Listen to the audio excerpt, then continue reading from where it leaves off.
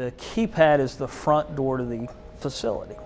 And if you think about it, every customer or every potential customer uses that keypad to come off of the property. A lot of times they don't go into the beautiful office, right? But they all see that driving by the road. So your keypad has to look good. And tenants don't come all the time, so it's very important to have a visual display. So if they come up to the keypad and they're delinquent or they're trying to get in after hours, it's important to give them a visual message. No, I think it's been proven a long time ago that security is very important. In fact, might be #1 importance to tenants or to potential renters.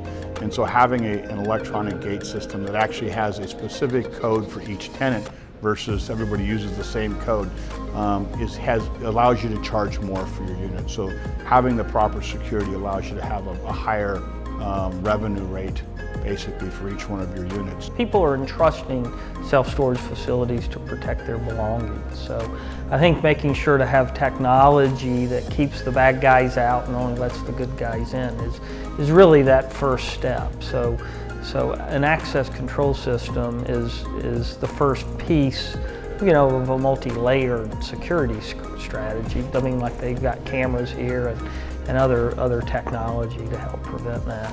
Smart Eye, it's our new security monitoring that uses AI and machine learning to really take security monitoring from a reactive to a proactive. So we're able to catch incidents live as they're occurring and try to eliminate them. We have a command center where all of the incidents are fed through. So if there's something that is happening on the property that is flagged as abnormal, it goes to the team where they can then see who it is and actually respond via voice to that person on property to say, hey, police are on their way. So we're stopping the incident before the current process really is reactive, where you show up the next day and the facility has been broken into. So technology and where we're able to take it in this industry is really cool.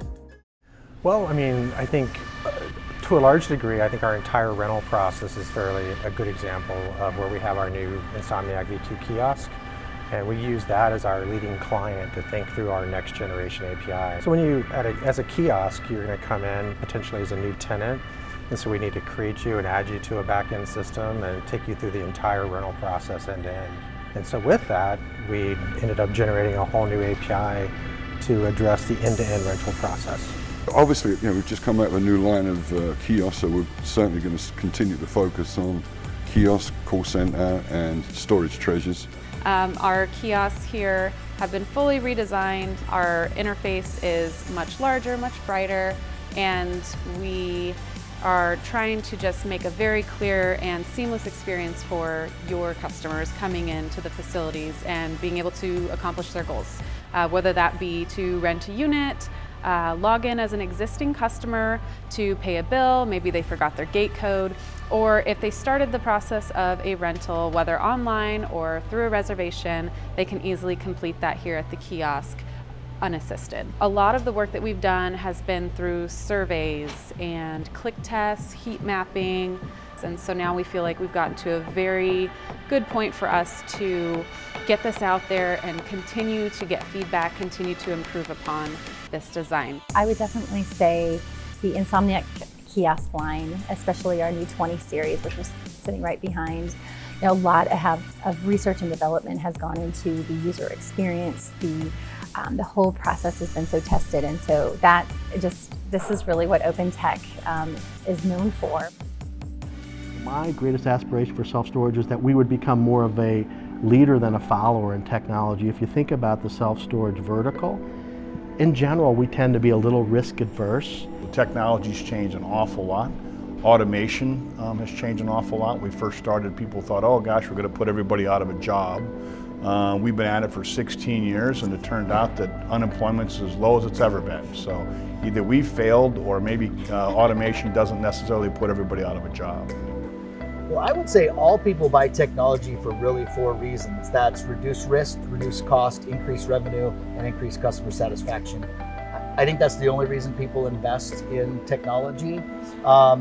This is the most risk-averse cost-conscious industry I've ever worked in, and it's just the reality. So you really have to come in at that angle, and that is, how are we going to reduce risk for you, and how are we going to reduce costs for you, and then we might have the increased revenue conversation with them. And just recently, we've seen more and more homes have automation in them through thermostats and doorbells and lighting.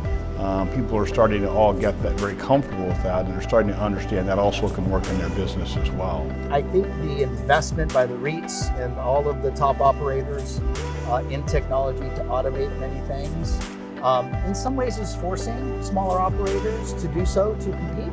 The common thread now is that they understand that. Now it's a requirement to do business and compete in the local environment. And they want to compete, and they're competing. A few years ago, the customer would come in, they'd write their check, they'd sit down at the counter, talk to you for 20 minutes, tell you about their life, and then move on. Now we hardly see the customers. The majority of customers these days seem to choose to want to be on auto pay. So the flow of payments in the office has definitely slowed down, so it's opened up our time to be able to rent units and give those customers the priority. We're always working on something. So I mean, that's part of the OpenTech Labs, is that we try all kinds of different things. You probably see a robot down there somewhere, and a drone, and a few other things, and special cameras, and we try a lot of things to see what technologies might help. We have some artificial intelligence stuff, some speech analytics, so we play with a lot of that stuff at our cost, to try to understand what might help when a customer comes with a business problem. Westport works on a data-driven technology base, and that's how we make our decisions. Our customer today is very savvy and techy, and I definitely think it gives us the advantage. Technology is evolving, and so we're trying to keep up with it. We're evolving as well, and I think for the sites that are not up to date with technology, I think they'll start to lose their competitive edge. I had no idea when I first came into this industry the opportunity for innovation. So self-storage is really changing, and it's exciting. I love the path we're on. And I came into an organization in an industry that is now realizing they must look at technology, and we provide technology.